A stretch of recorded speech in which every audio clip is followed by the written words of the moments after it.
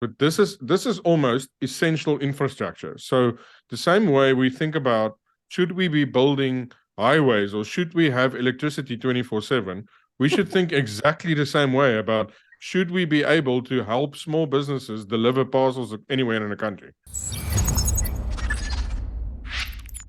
Welcome back, everyone, to How Would You Build It? Rene, how are you doing this afternoon? Yeah, great, man. Like it to be here. Yeah, it's always good. And I think we're going to be talking a subject that a lot of South Africans can actually relate to. So we're talking about the South African Post Office, and I guess it also talks about logistics and the opportunities within that space.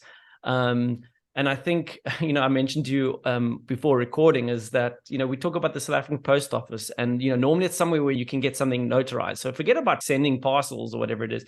But anyways, I couldn't find a post office in my area that was still open. I actually ended up at a post office down the road, and it literally had the sign. I even took a photo of it that said closing today at 3:00, like on the 30th of whatever date it was. I'd missed it by a half an hour that this post office was now also closed. So what's happened to the post office? They are disappearing. Look, in Stellenbosch, there used to be like 3 or 4. Wow. And like overnight, they all just disappeared. Even if you've been to Stellenbosch, there used to be the big old post office, like on the, there's a big circle in Plain Street, I think. And on the corner there, they're also not there anymore. So I don't know if there is still a post office where I stay, but they have disappeared. And the reason for it is they got sued by all of the landlords for non-payment. So, they realized, like, look, this is not sustainable. We're going to have to close all of these locations down. Sure. And it's sad, really, because it's a missed opportunity. And that's what we're going to be diving into, right? Yeah, exactly. I mean, it's easy to say, oh, well, we can just send emails and stuff like that. But the thing is that the South African Post Office, or a post office service in general, is so much more than just sending, post. I mean, you've got companies that send parcels. We've got industries that have built off logistics, like I mentioned. But let's quickly just dive in and give people a bit of a history lesson, because we know the South African Post Office is state-owned. And they went and pulled in Mark Barnes, which was from a public company. He's the chairman of Purple Group. Yeah. Purple Group, which is a very successful company in South Africa, to pull in, and he was making a difference. So what went wrong, Rene?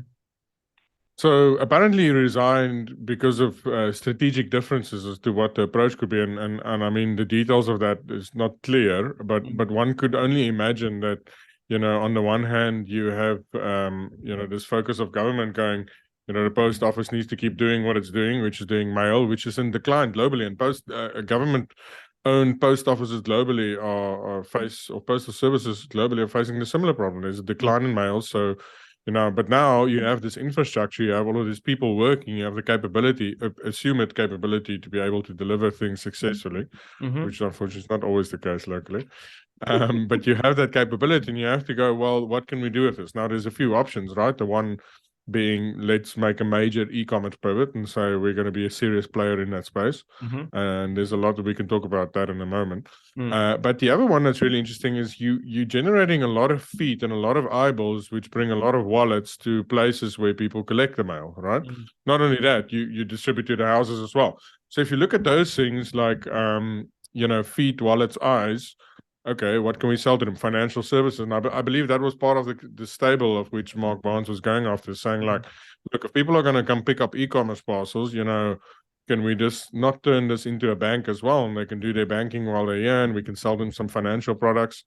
If we're delivering stuff to their houses, we can, market these financial products. So a lot of that made sense. So it's really about saying, okay, how do you, if you have these feet, if you have these eyeballs, and you can do it in a way that is not, breaking the bank, you can sell services that are peripheral to it, and that's what's been happening globally. I believe in the UK, they've launched coffee shops in all of the post offices, and they, people hang out there, and they've got this great brand of coffee shops that runs in post offices, and when people collect their mail or parcels, e-commerce parcels, they have a coffee or a bit of tea. It's the UK after all. And that's what they had to do to make the books balance, right? Because there's a decline in mail. So, strategic differences with Mark Barnes. He eventually departed, and then interestingly later made an offer to buy it. Yeah. which they declined, but apparently that offer still stands. So he's still willing to buy it if the government is willing to part ways with it. Because we must remember that when he took over, the post office was in like complete dire straits. I mean, there was posts that were sitting in piles and piles and piles, and he got them to sort that out. He actually got it operating. So firstly, he solved the problem that they had at the time, which was a backlog of posts that needed to find its location. And then once he actually got it going again, so he did his job. And then he was like, cool, let's take it to the next level. So he knows what he needs to do. So, if people want to start sending post again, because I can't help but So there's go. So there's, sorry, Bobby, there's a playbook for this, which I think he's copying, and that's the one of DHL, right? Yeah, exactly. Well, DHL was actually Deutsche Post, which was the government-backed postal service in Germany. So that's the playbook, and it eventually became a private company, and it's eventually listed on multiple stock exchanges, and it's the world leader in logistics and those kind of services, even sponsoring the Western Province rugby team on the Stormers.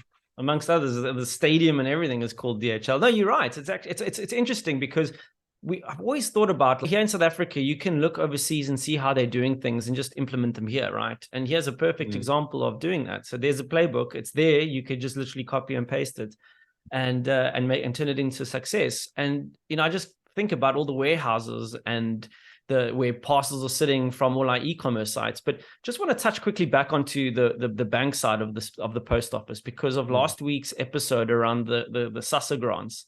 And you were talking about the footfall. I mean, that people were going to collect their SASSA grants from the post office, if I'm not mistaken. Yep, so absolutely.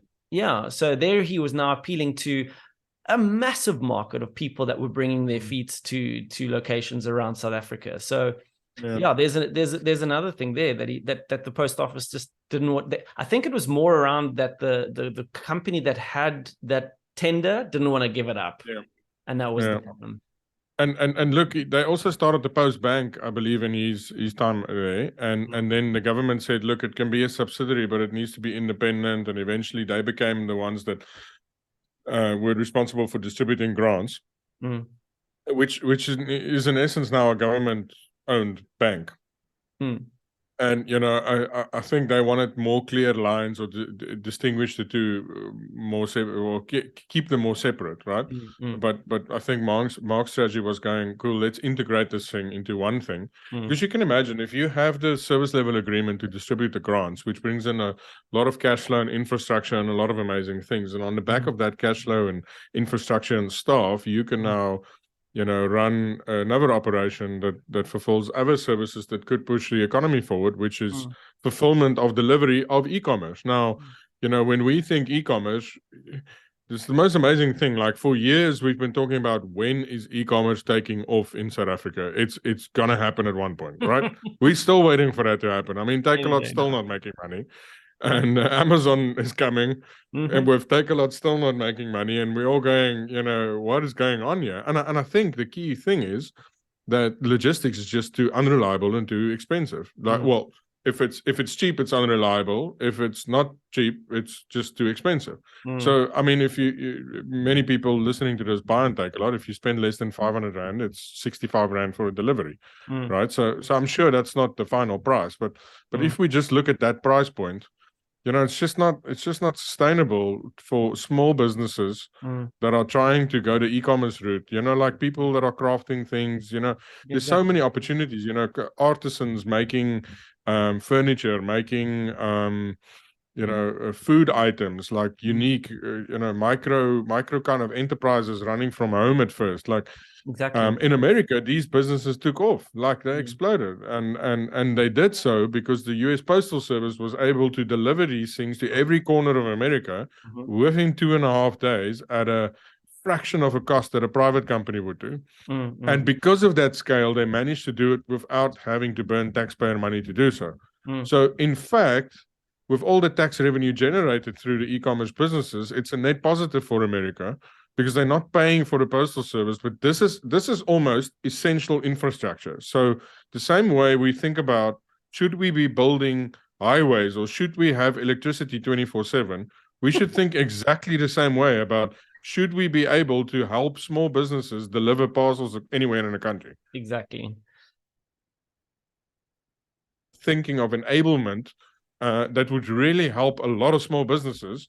And e-commerce in America is a $500 billion industry, and it employs 1 million people. It's insane. Like, I mean, we're not going to employ 1 million people in e-commerce in South Africa, but I'm sure we can put a few thousand on there in the next few years. We figured out logistics. Well, let's just summarize it quickly, Renier. So we kind of spoke about this, the South African post office. We know that it's just gone. There's hardly any post offices left. So it's not really functional. I mean, all those blue little squares are empty. No one's renting those little guys anymore because it's pointless. No one wants mail. Exactly. All that kind of mail. And then we've got like you said, like an industry that is kind of on the brim, like it's waiting. There's e-commerce sites. There is people that need to send things across the country. So we've got to build up. We've got the likes of Takealot, and we've got Amazon that's busy building their headquarters. So they're going to be coming in. They're going to be cutting up the cake. And obviously, we're not just looking South Africa. I think these are going to be their African headquarters. Okay, so that's the state of it, right? And while you were talking about the American, now let's start looking at the opportunities, or like the kind of spaces that we can start exploring. If you think about what you just said around people, the small e-commerce guys, if you think about after 2020, how many people moved into a Zoom town? Like the McGregors of the world, or I don't know, Dahlstrom, Philadelphia. Yeah, exactly. So now what's happening, like you said, there's that artist, there's that artisan that's building something, making wallets, whatever it is, but he can't get his product or their product anywhere. Yet we've got the internet, right? So it's so easy for us to create a website. If you've got a good marketing strategy, you can get your products on somewhere. You can even put it on Takealot if you wanted, right? But how do you get it from point A to point B? And I think that's kind of where we're looking at, where are the opportunities? That's the space we're in. So where do you start looking? Where do you start exploiting? Well, I see. You see, the thing is, like, a part of e-commerce, a large part of it's always going to be logistics, right? And I think most people are fine if the logistics fee is 10 to 15%. But the problem is, there's a base fee, like there's a minimum fee, and that minimum fee just puts it out of the game. So if something like the post office could really boost this. Now in America, the US Postal Service does about 17% of all e-commerce deliveries, right? So if we take that to South Africa and say, if the South African Post Office were to do 17% of all the deliveries in South Africa, right, and we take that they make 10% of that total fee spent on e-commerce goes towards the delivery of that product, right? Then the post office could, if they were to do 17%, they could already increase their revenue by more than R1 billion a year, right? Now, okay, I must say that they're making a R2 billion a year loss at the moment. So we're not going to wipe out the loss by just doing that. But it is an increase of about 30% of their revenue in 1 year. And one has to think that as soon as we start enabling smaller businesses to do e-commerce at scale and more effectively and more cost effectively, importantly, you can imagine that we'll see double-digit growth in the e-commerce space for years to come, right? So that billion can quickly become 2 billion in the next 5 to 10 years, which then would not only create a lot of jobs and enable, but it would make this entity, which is an important entity, a really viable entity. And on the back of that, grow the economy, provide jobs, and pay a lot of tax. And I think it's a absolute must that South Africa get this thing going in that direction. Now, privatization. How would they look after? Would they keep open a branch in Palabora? That's where I'm originally from, small town up north where the trains stop. Will they keep open that post office? When it's not making money, it's burning money, but it's delivering a few parcels a year. Will they do that? No, I'm not sure. Public company, definitely. That's what the USPS is doing well. They're keeping open all of these small shops in the US. So that's where it's not clear, because they can lead with the intention of saying, our objective is to serve the country, and the South African government can keep a 30% stake. But, as soon as they start making losses year after year, chances are they're going to start cutting some of those branches and just go, it's not economically viable. And then the whole idea of what this was supposed to become just falls flat. So that is a concern. Yeah. So it's interesting because I've got an old work colleague, senior work colleague, who's actually building out some logistic companies himself. And one of the use cases is actually for the construction company. So we're not just looking at parcels and stuff like that. He does have that. It's part of what he's doing. But it's actually like being able to get people with vehicles or bikes or whatever it is to be able to provide. So on a platform, I have a vehicle, I'm able to transport, you need those wood panels or you need that corrugated iron or whatever it is. I'll pack it in. So it becomes like a marketplace for people that will be able to pick up from, and he's busy connecting to the different hardware stores, for example. So it's quite a cool. Yeah, it's a very cool concept. And he's looking at that same sort of space and saying, okay, cool. So take it away from parcels, but it's that logistics game and speeding up getting things from point A to point B. He's doing well, and I have my fingers crossed for him that it takes off. But it's all about scale, right? So because you've got this fixed cost, and Uber kind of has the same problem, right? So we've got the fixed cost, which is the driver's cost, which is by far the most expensive thing when it comes to Uber, right? So the driver's cost is literally the money he needs to earn to continue to consider that as a viable career option, right? Yeah. So there's a baseline fee there that every single trip you make up until that point actually makes no money for the driver. Yeah, he's at a loss until he reaches that point, and then he makes a profit after that, right? Yeah. So it's the same with these things. Like if you think about like a delivery service, right? So let's take Checker 6060, right? For that entire thing to be viable, they need to do orders at a certain level of scale to cover the salary cost of that driver, and then still make the whole thing viable, right? Now, for a lot of smaller players, they'll never get to the place where they actually employ a driver full-time and do this, right? That's why the likes of Uber Eats and all of these other things made sense. But now we're getting to a space where there's a lot of different industries that are actually looking for last mile as a service, there right? We go. Last mile as a service. There it is. Even these big shipping companies like DHL, they could go, cool, we can take everything to Stellenbosch to a DC there, but we don't want to take it to someone's house. Like that's not our speciality, right? So I've had this idea, and I'm definitely not going to build a business because I'm not a logistics expert. So here's a free idea for someone: build last mile as a service. Basically, it's an API. And you go, cool, where are you? I'm in Stellenbosch. Cool. Where do you want the parcel to go from here to here? And then it basically pings your drivers, and you have a lot of drivers, and they're just constantly busy. And then you use the traveling salesman model to figure out who goes where. And you just make sure you keep them as optimized and as busy as possible. But then you can offer it to a multitude of players. Now you can go to Uber and go Uber Eats and go, I'll offer some of my drivers to you when you need to scale. Because for them to get the scale balance right, it's also a mission. Like the other day, I waited 2.5 hours for a pizza. I'm never using Uber Eats again in my life. Now, how do they solve that scale problem? It's difficult because they couldn't anticipate that on that specific day, probably a lot of people were going to order. Yeah, but now they've lost customers because they couldn't scale, right? Yeah. Now, last mile as a service could offer them that scale option. There's an API. If you need extra drivers, just use our ones. Yeah. No, and then you can plug into ShopRite, you can plug into DHL, you can plug into Mr. D. You're kind of like a brand agnostic B2B last mile as a service. I think it's a great idea. Whoever makes $1 billion from this, buy me lunch. Yeah, so I'm gonna have to forward this episode to my former colleague and friend. He's trying to solve these problems, and I can tell you that it's a great idea, and I definitely believe in it. There is a supply and demand problem there because you've got to think of So I can almost bet that that your pizza was a Friday because there is a shortage on a Friday. So what's also interesting, by the way, Rene, you might find this interesting, that as much as Sweep South was a domestic cleaning service, it was actually a logistics problem that we were trying to solve. We're trying to get ladies, trying to get people from point A to point B, and trying to get there on time.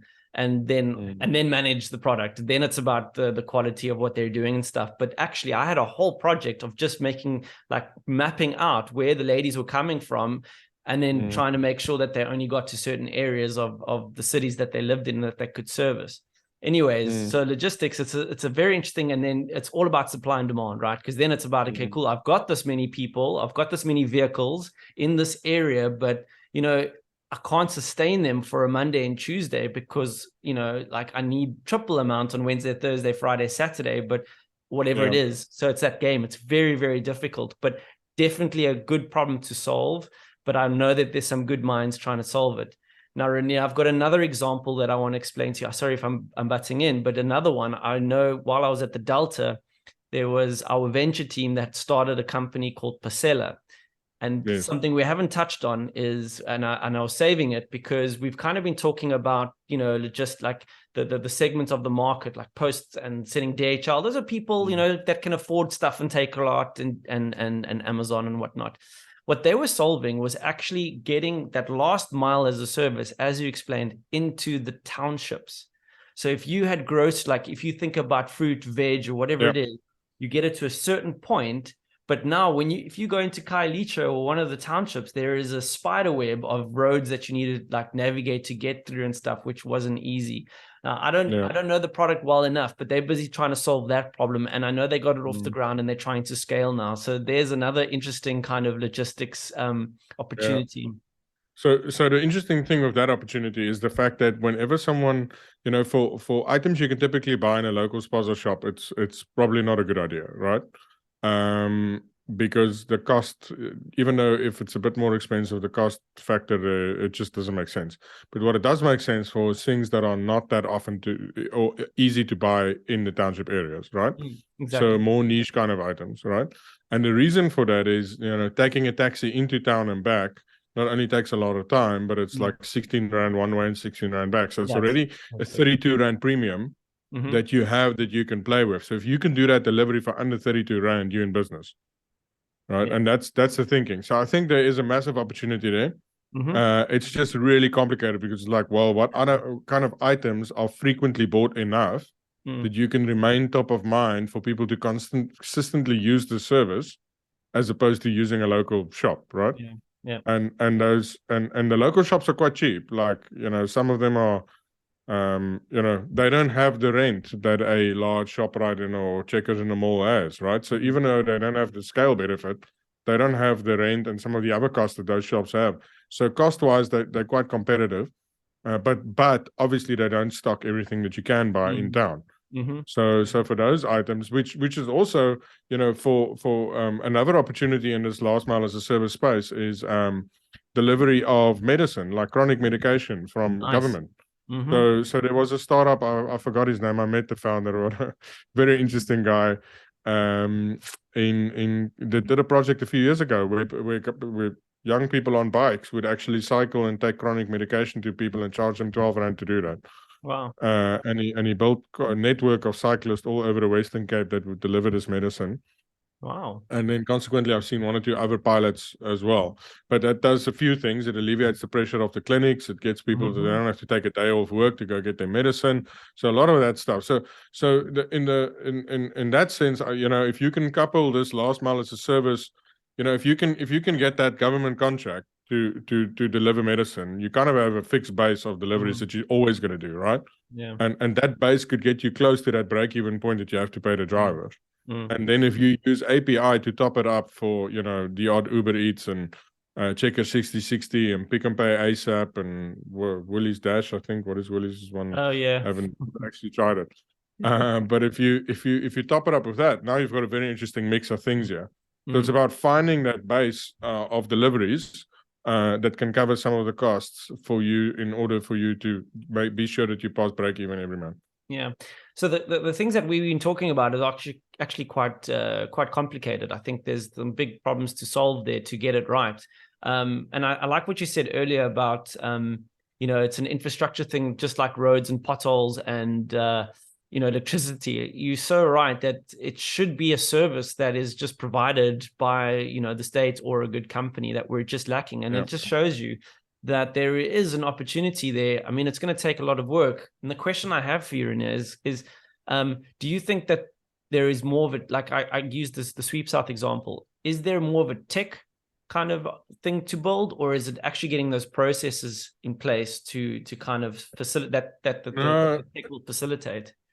No, I think it's a good old hassle, to be honest. I mean, you're gonna have to land this contract of getting deliveries or convincing these guys that you can deliver and fulfill the service, right? And on the back of that, you're going to have to build systems, processes, and technology that supports this entire operation. So that's where it gets techy, and that's where it can get really complicated. So getting it going is going to be hustle, but making this work is definitely going to be tech. Like the scale won't happen without tech.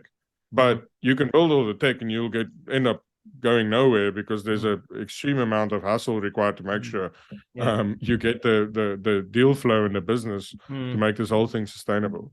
I think you're so right there. I think people jump to the tech that they want to build. They'll go get a product team and, some devs, and they just start kind of bashing out some code, but it's actually like figure out the processes first. And I think we might have mentioned this on the podcast before, but there's an Excel sheet is every product's enemy, because you can if you just hustle, get a good spreadsheet going, you can start the business without building anything. So that's quite interesting. Yeah. The last question I kind of want to dive into, and that's what I love about product, is it's solving all these problems. But I touched on it earlier, but like obviously there's a South African problem. Where do you see opportunity? Because we always talk about, not just looking in South Africa because the market is so small, yet the product, the post office had an opportunity to really touch all sectors of the market, from low end to high end. So my question is, how can we see the scaling outside of South Africa for someone that wants to go into these? So is it the tech again? It's once the tech's built, then, all right? Is that kind of what you're saying? If you want to expand to Africa, you have to get your processes and then the tech. Yeah, look, I think up in Africa is a different thing, because each country is so different and so unique, right? So even the setup of how, the demographics, like in South Africa, we have big towns, and then we have townships, and we have suburbs, and we have gated communities.